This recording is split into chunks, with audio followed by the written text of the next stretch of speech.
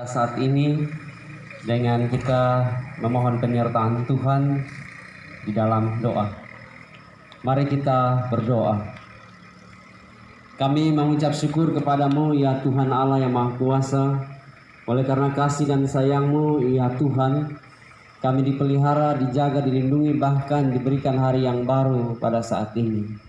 Kami hendak memaknai akan kebangkitan-Mu itu melalui berbagai kegiatan pada saat ini, termasuk di dalamnya drama penyaliban sampai pada kebangkitan Yesus, pawai obor, cari telur Paskah dan ibadah Paskah.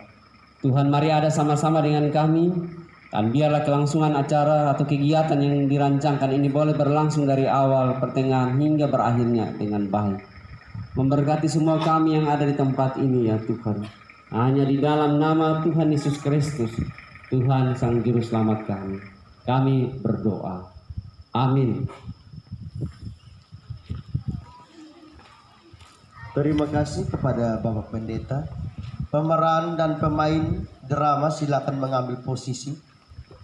Kita akan mengikuti dan menyaksikan drama Yesus di Taman Getsemani. Setelah itu nanti Yesus digiring ke Bukit Golgota. Bapak Ibu jemaat Tuhan, anak-anak semua, kita menyalakan obor untuk menggiring Yesus ke Bukit Golgota. Setelah sampai di atas, kita akan mengikuti seluruh proses sampai selesai. Setelah itu dilanjutkan dengan pencarian telur Paskah. Telur Paskah untuk anak-anak. Kalau bapak dan mama mau bantu cari boleh. Tapi setelah cari jangan makan dulu. Simpan. Karena ada hadiah untuk yang dapat telur paling banyak.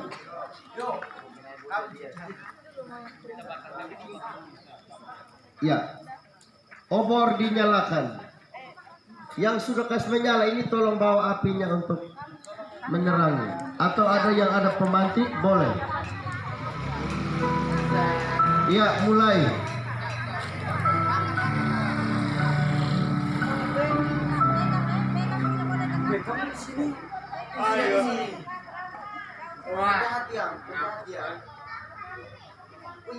Kok kamu dua ini gelap sekali? Kamu kan main di gelap.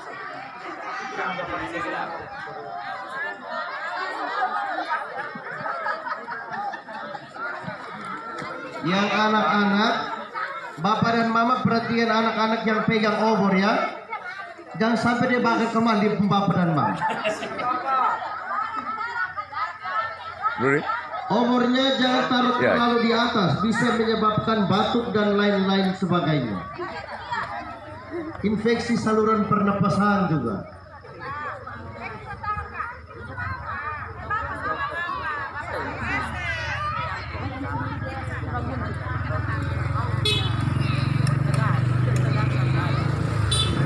Semua pemeran sudah mengambil tempat. Iya. Narator mulai membacakan narasi.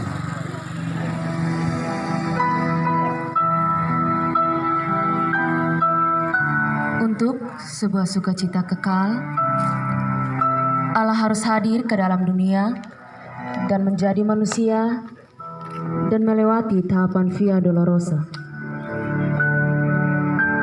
Tapak-tapak Via Dolorosa itu dijalani oleh Sang Pribadi Agung yang bernama Yesus. Yesus, Sang Juru Selamat itu datang ke dalam dunia dan untuk memberi pengampunan dosa serta memulihkan hidup manusia. Dengan Tuhan Allah, maka Ia tersalib di Golgota. Penderitaan salib menghasilkan sukacita keselamatan bagi semua umat. Dalam momen Paskah saat ini, kami, pemuda-pemudi Horeb Kemanasa, akan mempersembahkan pementasan drama dengan judul Yesus yang tersalib dan bangkit.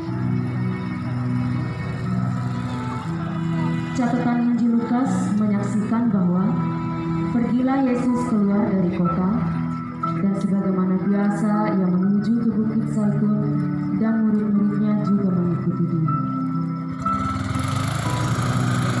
Setelah sampai Yesus pun menjauhkan diri dari murid-murid, kira-kira sepelepak jaraknya. Lalu ia berlutut dan berdoa. Kegelapan terus menyapa Yesus dan murid-murid saat itu.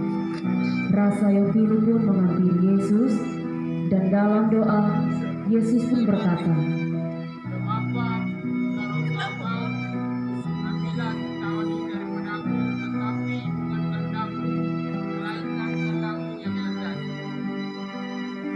Sambil bertelut dan berdoa, Yesus sangat ketakutan dan makin sungguh-sungguh berdoa. Peluhnya menjadi seperti titik-titik darah yang bertetesan ke tanah. Ketika Yesus selesai berdoa, ia pun kembali ke tempat murid-muridnya. Di saat yang bersamaan, datang salah seorang muridnya yang bernama Yudas bersama para prajurit Romawi dan para kepala serta tua-tua Yahudi.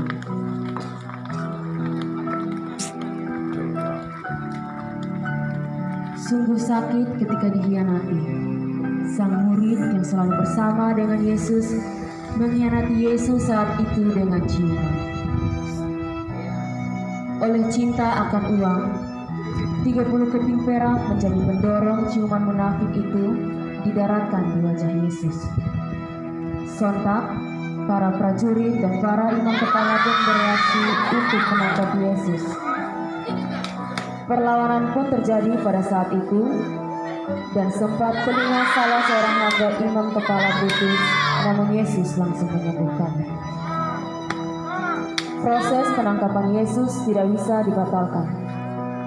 Yesus pun ditangkap, diikat, dan kemudian digiring menuju rumah imam besar Kayafas, dan digiring pula ke depan mahkamah agama, dan digiring ke istana Pilatus. Emosi para ahli Taurat dan imam kepala terus memuncak, sehingga mereka pun terus menuduh Yesus sebagai penjahat di depan Pilatus karena telah menghujat Allah. Kami bawa orang ini karena ia kedapatan menyesatkan banyak orang. Apa engkau raja orang Yahudi? Kau sendiri yang mengatakan. Aku tidak mendapati kesalahan apa kepada orang ini. Dalam kewibawaan Pilatus sendiri mengakui bahwa Yesus tidak bersalah. Namun, imam dan ahli Taurat terus mendesak Pilatus agar menghukum Yesus. Imam kepala dan ahli Taurat mengatakan bahwa Yesus menyesatkan banyak orang dengan ajarannya dari Yudea sampai ke Galilea. Ketika kata Galilea didengarkan Pilatus, maka Pilatus pun mengirim Yesus ke Herodes. Galilea merupakan bagian wilayah kekuasaan Herodes Salem, sehingga diperintahkanlah para prajurit dan imam kepala membawa Yesus ke Herodes.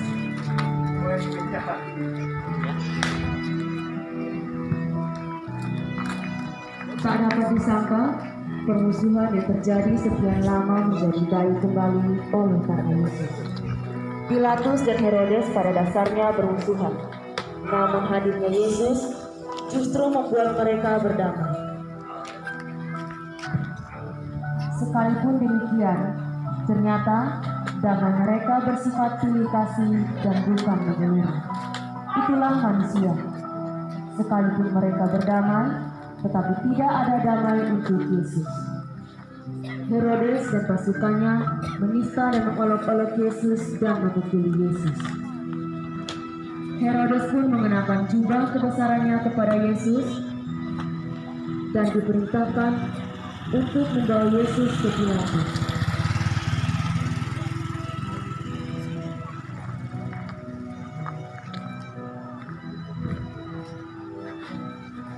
Bawa dia kembali ke Pilatus. Ayo bawa ke Pilatus. Skenario pembunuhan Yesus pun berlanjut. Menjelang hari raya, orang Yahudi selalu diberlakukan untuk membebaskan para tawanan atau penjahat. Yesus dibawa di depan Pilatus, namun karena tidak menemukan kesalahan apapun, maka Pilatus mencoba menawarkan kepada mereka untuk menghajar atau menyiksa Yesus dan kemudian melepaskan Yesus dan tidak akan dibunuh. Imam kepala, para ahli Taurat dan orang banyak tidak menerima hal itu. Bahkan mereka berteriak, Barabas adalah seorang penjahat yang memberontak dan pembunuh.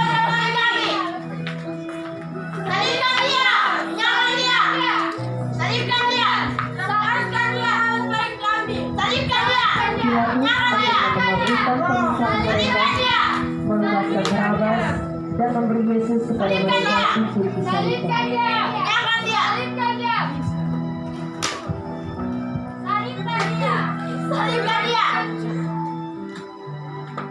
Pilatus mencuci tangan dan mengatakan, Aku tidak akan bertanggung jawab ini. Bawa dia. rancangan penyerahan Yesus pun semakin berubah. Pilatus diresponi dengan sukacita oleh imam kepala dan ahli Taurat dan orang yang mengikuti. Kelihatan salibkan dia semakin keras didengar, dan Yesus pun diberi mahkota duri serta diperintahkan memikul salib. Bapak Ibu semua yang pegang mobil dengan tiga mari kita jalan ke atas. Yang pemain drama duluan diikuti kita yang lain.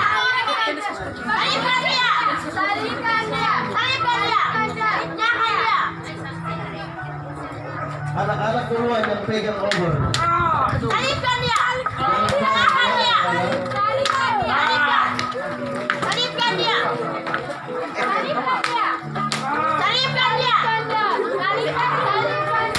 Yang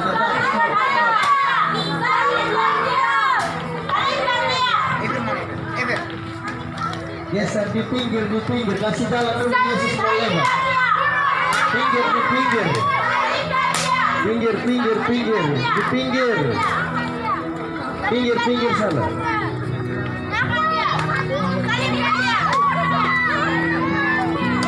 Maju.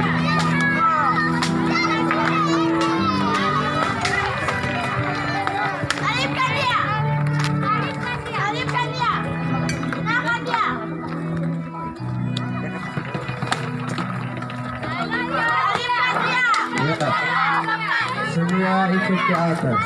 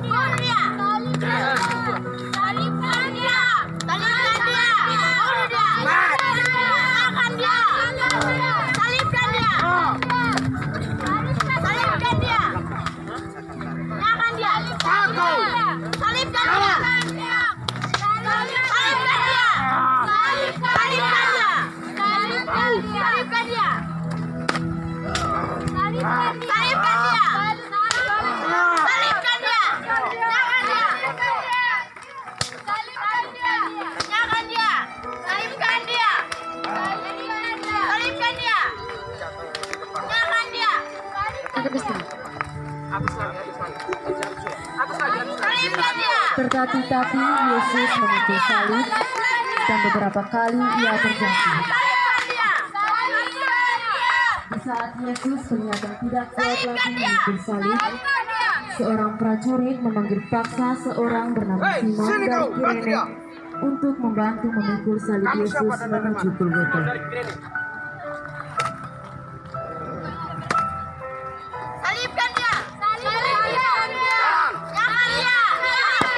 Yesus menuju Golgota, digiring pulang yaitu disalibkan.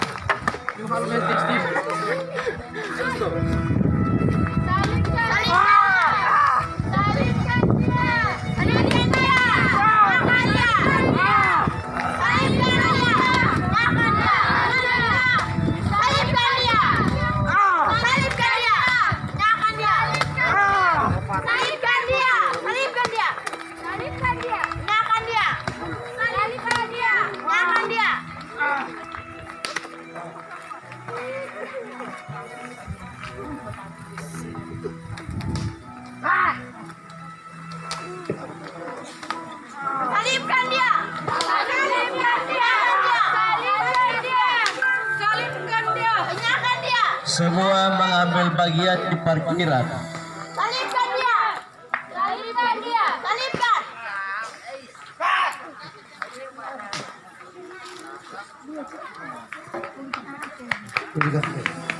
Nyalakan dia! Salibkan dia! Ketika mereka sampai di tempat yang bernama Tengkorak, mereka pun menyalibkan Yesus bersama kedua orang penjahat di sebelah kanan dan di kiri Yesus.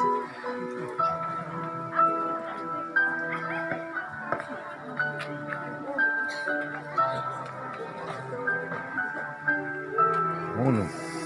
Selesai.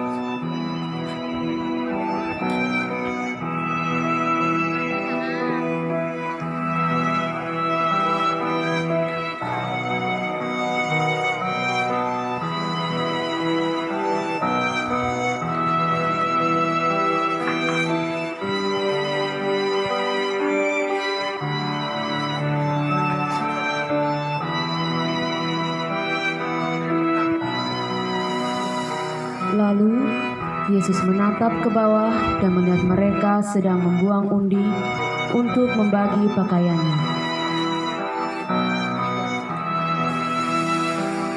Aku dapat. Lalu kata Yesus, Bapa, ampunilah mereka karena mereka tidak tahu apa yang mereka perbuat. para pemimpin agama yang ada di situ bersama banyak orang terus mengejek dia dan berkata, Orang lain yang selamatkan. Biarkanlah sekarang ia selamatkan dirinya sendiri. adapun juga para prajurit terus mengolok Yesus dan kemudian mereka menunjukkan anggur asam kepadanya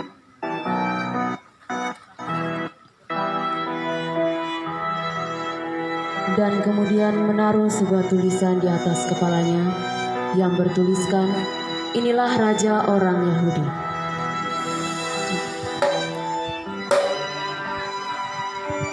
Ketika itu, hari sudah kira-kira jam 12, lalu kegelapan meliputi seluruh daerah itu sampai jam 3, sebab matahari tidak bersinar dan tabir bait suci terbelah dua.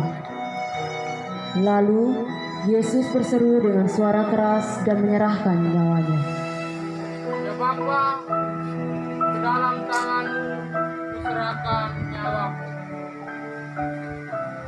Ketika kepala pasukan melihat apa yang terjadi, ia pun memuliakan Allah, katanya,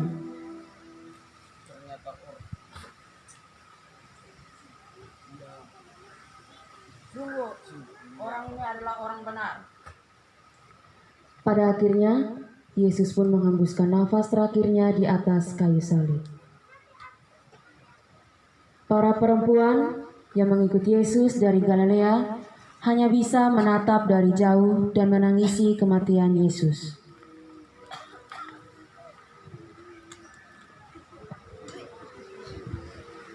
Jemaat sekalian, kita menyanyikan lagu yang terambil dari Kidung Jemaat nomor 177, Golgota Tempat Tuhanku, baitnya yang pertama dan baitnya yang kedua.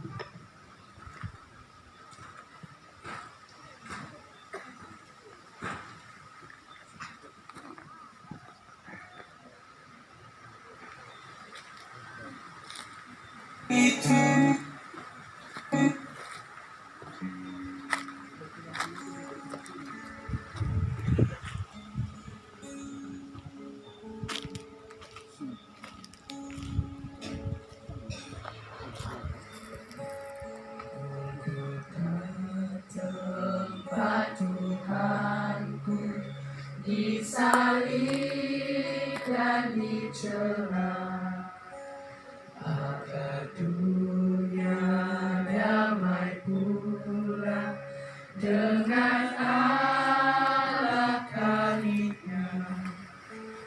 Dari sanalah mengalir sungai kasih karunia bagi orang yang berdosa, yang memandang Golgota.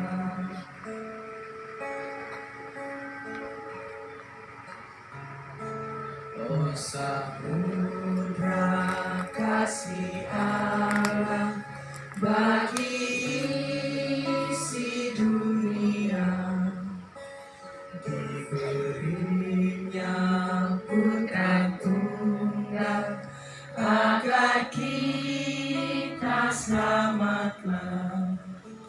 Yesus jalan kebenaran,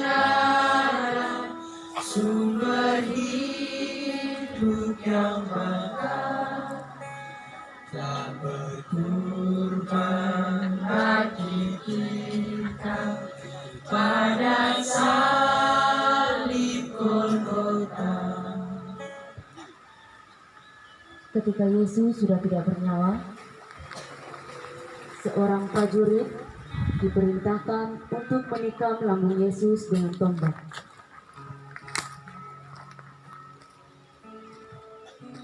Ketika tombak menembus lambung Yesus, keluarlah darah bercampur air dari lambung Yesus dan tidak ada gerakan sedikitpun yang membuktikan bahwa Yesus masih hidup. Beberapa jam kemudian, setelah Yesus terbukti telah mati di kayu salib, datanglah seorang yang bernama Yusuf, orang Arimatea. Ia adalah seorang anggota majelis besar. Ia pergi menghadap Pilatus untuk meminta mayat Yesus untuk dikuburkan.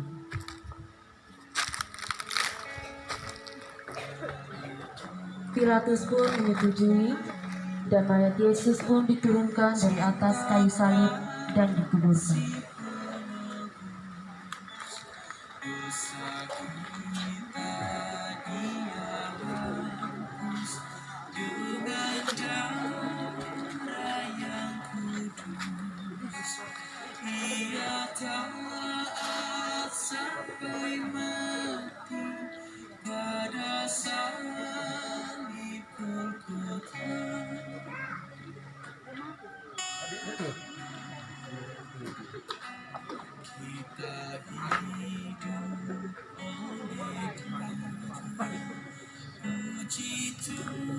Yesus mati dan kemudian dikuburkan.